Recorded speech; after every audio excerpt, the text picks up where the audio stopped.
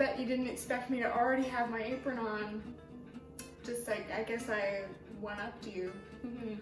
Okay, anyway, hello. We are making pasta e pesto today. It's okay, I'm Italian, don't worry about it. I thought that since I tend to make a lot of cookies, we're not really looking to rebrand this club as the Cookie Club, so I figured that I should actually teach you how to cook something. So we're gonna do that today. We're making pesto today. Well, you already know that. Okay, anyway, before we start the recipe, it's generally a good idea to get everything prepped ahead of time.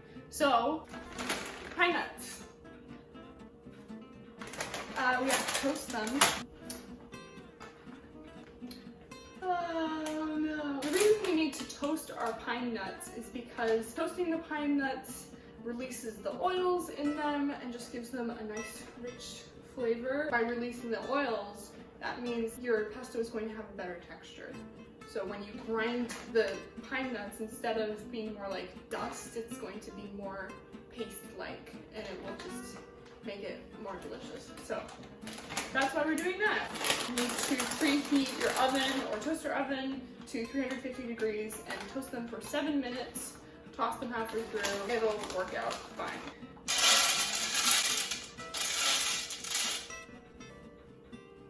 Was that expert or what? I'm going to exercise patience.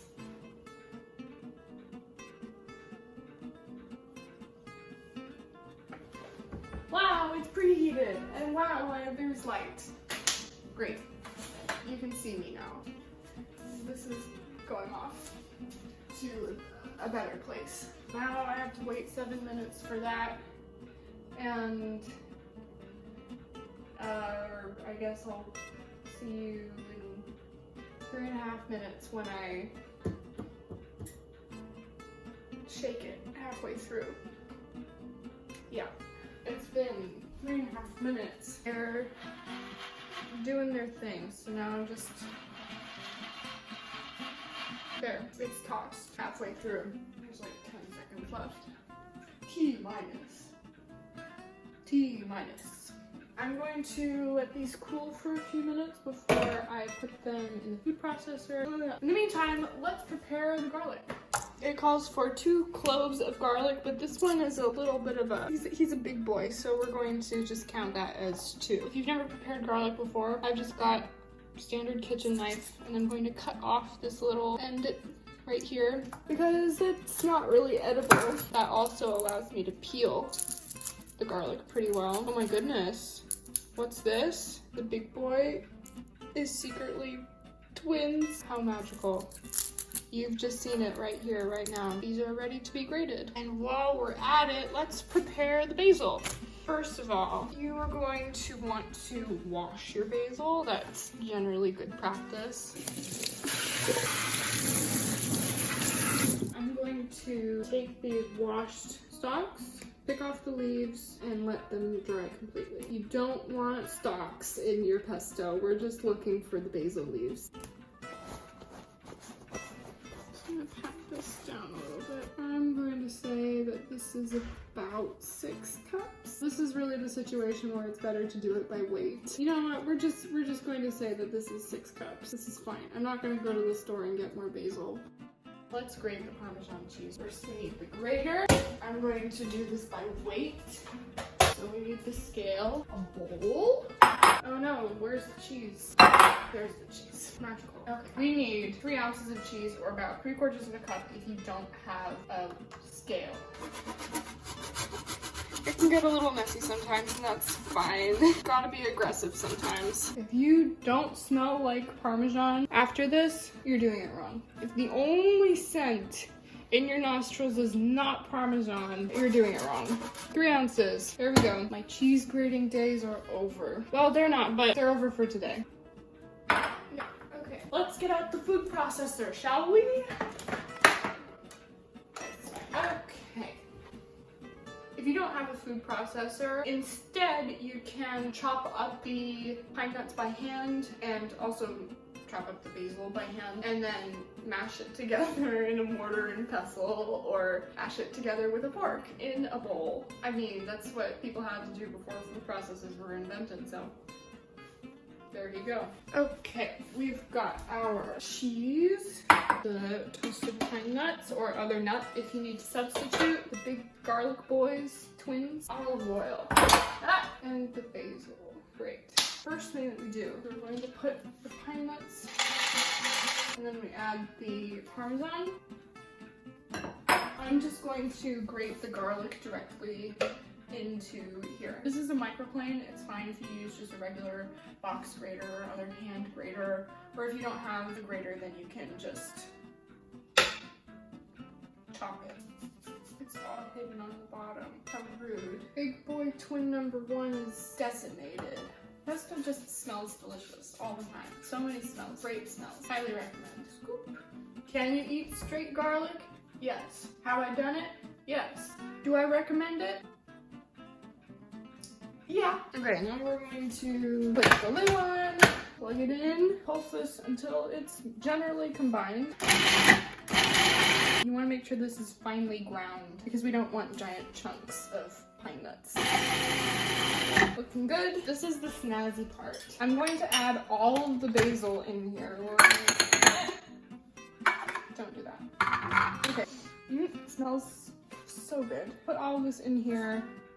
It'll fit, it's fine. A lot of pesto recipes will ask you to put the basil in much sooner. We're not doing that because that method tends to make the basil more prone to browning. So we're going to add it in kind of as the last step, basically simultaneous to adding the oil, the olive oil. This way, we will still have a nice, bright, fresh green pesto, and it's going to be delicious.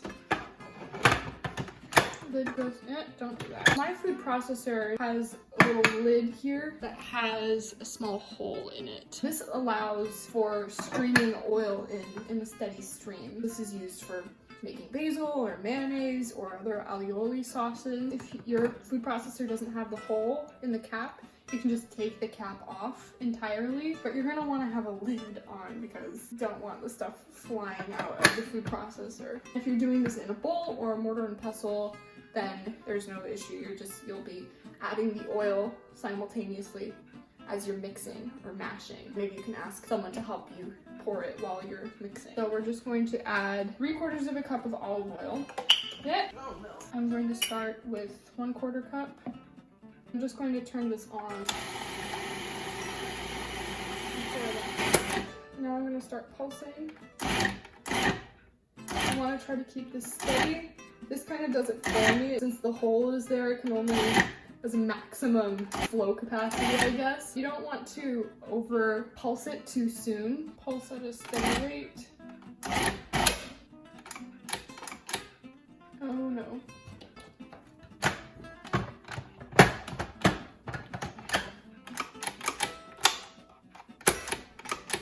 My food processor just stopped working. Fabulous. Oh no, it didn't. It was just the... Okay, good. This is getting a little stuck. You do not want to overpulse this. We're not looking to make puree. Okay, now we add salt. Just 1 teaspoon of salt. All right, that's our pesto. Look how pretty that is. It's so pretty. I'm so proud. Okay, now the pesto is done. Unplug that. And we're going to start boiling the water for the pasta. The reason why I'm using a smaller pan and less water is because I'm just going to do 1 serving of pasta. But if you're going for an entire pound of pasta, then you should use a much bigger pasta pot and a lot more water. A washed pot never boils, they say. Well...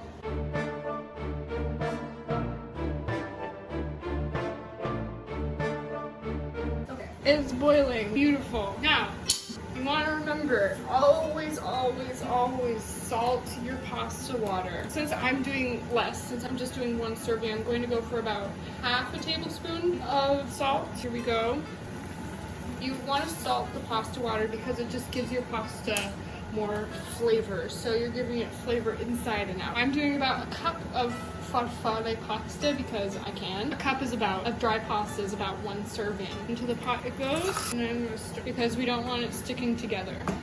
I'm going to let this cook for about 8 minutes, and then I'm going to check it for doneness by fishing out a piece and trying it. Make sure you're able to get the water back up to a boil and stir occasionally so that nothing is sticking. Sticking is bad. Okay, it's been 8 minutes. I'm gonna test one of these. It's hot, so be careful. It's still got a bit of a bite to it. See how it's not cooked all the way in the center? So I'm going to leave it for another minute or so. It's been another minute. I'm going to test this again. Again, be careful. It's very hot. Don't burn yourself, please. Normally what you want to go for when you're cooking pasta is al dente, which basically means that it is nice and tender, but still has a little bit of a bite to it. I think I'm just going to give this another 30 seconds or so, and then it's done. Make sure that you have a colander prepped beforehand in the sink, so that you're ready to drain your pasta. Okay, it's basically perfect. Okay, before you drain your pasta, I've got a little measuring cup, whatever. You can get a bowl, I don't know. Just a container, a vessel in which you can take some of this glorious pasta water and save it for later. You don't really want to shake this off because the excess pasta water on there is going to help the pesto or any other sauce that you use adhere to the pasta. So don't rinse it, just leave it and it will do its thing. I've just put a little bit of unsalted butter in my pot and I'm going to let that melt before I add the pasta back in. It's able to melt because of the residual heat of the pan. Now I'm going to add some of my delicious pesto. It's best to put the sauce on the pasta before you put it in the serving bowls, because otherwise it just gets super messy. I need more pesto than that. The reason I reserved the pasta water is to loosen up the sauce if I needed to, but I'm happy with this consistency, so I'm not going to use the pasta water. A little bit of extra parm to go on top. I have pasta. Yeah. I'm too busy eating my pasta. I should have made more. Are you jealous? This is all I wanted to do. Just an excuse to eat pasta. I don't really have anything else to say. I'm just eating pasta in front of the camera. I'd say that's probably my biggest life accomplishment. Just go make your own pasta. This is mine.